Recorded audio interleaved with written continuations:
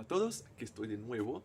Así que, bueno, en el primer video he hablado sobre creencias generales y ahora me gustaría hablar más de cosas específicas como por ejemplo la fonología. Bueno, cuando uno empieza a estudiar un idioma extranjero, vamos a ver, tenemos que ah, el, el primer contacto son con sonidos que muchas veces no tenemos en nuestro idioma nativo, y eso puede intimidar porque, bueno, por ejemplo en inglés tienen ta, tienen ra, tienen k, las vocales como cat, esas vocales que no tenemos en nuestro idioma y bueno, cuando tenemos ah, malas experiencias con la tartamudez en nuestro idioma, eso puede hacer miedo, pero creo que uno tiene que ir en contra, uno tiene que darse la oportunidad de pronunciarlos porque solamente hablando es que uno va a poder practicar. Ah, no solamente nuevos sonidos, pero también nuevas combinaciones de sonido. Por ejemplo, si uno estudia inglés, yo como un lusófono, hablante de portugués, en portugués no tenemos palabras que empiezan por SL. Por ejemplo, slope o por ejemplo sleep, no tenemos esto. Y, o en ruso, muchas consonantes juntas, esta clase de cosas, uno tiene que tener también que practicar esas nuevas combinaciones de sonidos y una nueva gramática también. Por ejemplo, en turco, en japonés, en hindi, el verbo siempre va al final de la palabra, o ruso hay declinaciones, no sé qué. Bueno, los tiempos verbales del inglés que son un poco distintos del español.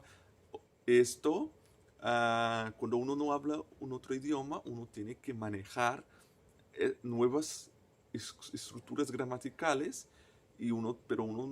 pero uno tiene que, y si uno está con miedo de tartamudear, bueno, es más difícil porque en nuestro idioma nativo es más fácil cambiar la frase, hacer una reinversión, cambiar los elementos y aún así sonar correcto. Pero en idioma extranjero es más difícil porque aún estamos aprendiendo, no tenemos palabras sinónimas que cambiar y eso todo se suma y adiciona más complejidad. Si yo, ay, no quiero tartamudear, o sea, creo que uno tiene que tener esto claro para poder no dejar que esto,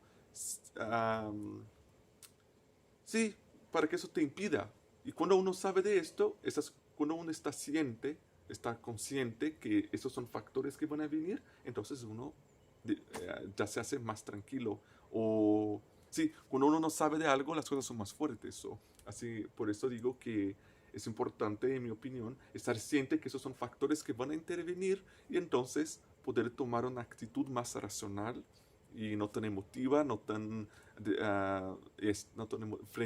emotiva frente a un factor desconocido, interno en este caso. También hay factores sociales, ¿no? Hay sociedades que son que aceptan más, sociedades que aceptan menos.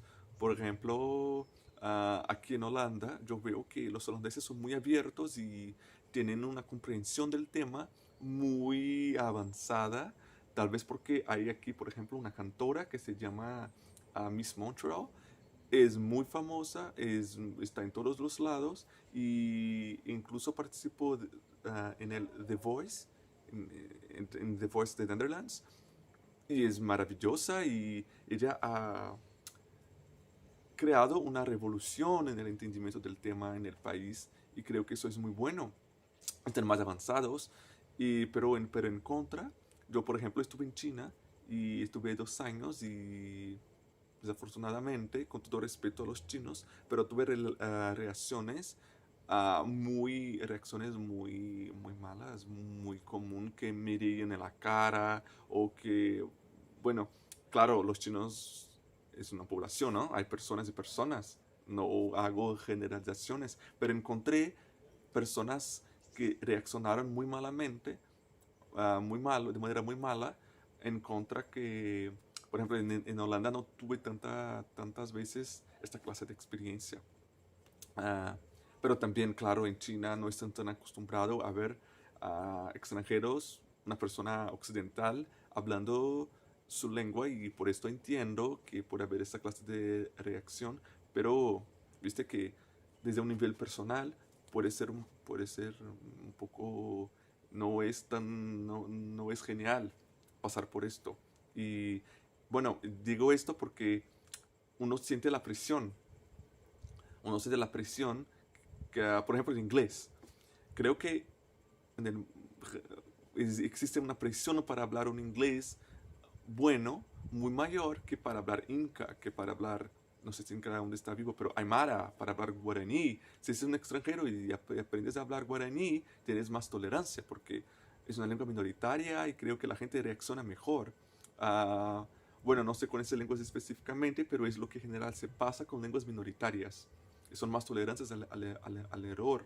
Ahora con el inglés, va a ser una lengua de poder que está asociada al conocimiento, es asociada a la inteligencia muchas veces.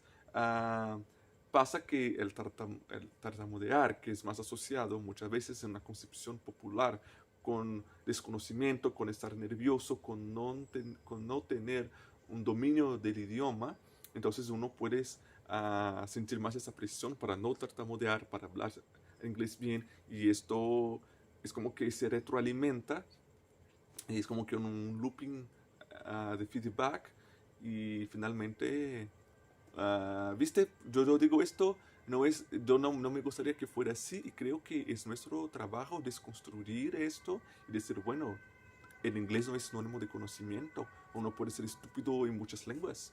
Uh, un cientista puede ser muy inteligente y aún así no hablar un idioma extranjero, como le pasa a los americanos, a los ingleses, ¿no? Muchas veces, lo más común, no conozco, tal vez 90 y tanto por ciento de los doctores en biología en Estados Unidos probablemente no hablan español o en otro idioma también para escribir un artículo científico. Y en contra, el resto del mundo, Brasil y otros lugares tienen que hacerlo. Bueno, no voy a entrar aquí en la discusión sobre imperialismo lingüístico o cultural. Tenemos también que hablar sobre Esperanto, que es otra cosa, pero para hacerlo corto, solamente para decir que puede haber una presión relacionada con hablar un idioma bien y esto está íntimamente relacionado con el tartamudear. Y si uno está, bueno, hay valores. Las lenguas están relacionadas con culturas que tienen valores y esto puede influenciar. Este es el mensaje que me gustaría decir y que tal vez no lo dije de manera tan uh, explícita o tal vez tan clara, pero es lo que quería yo decir.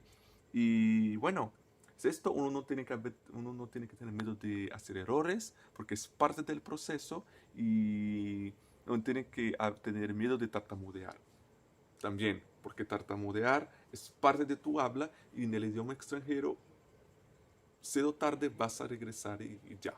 Y así es.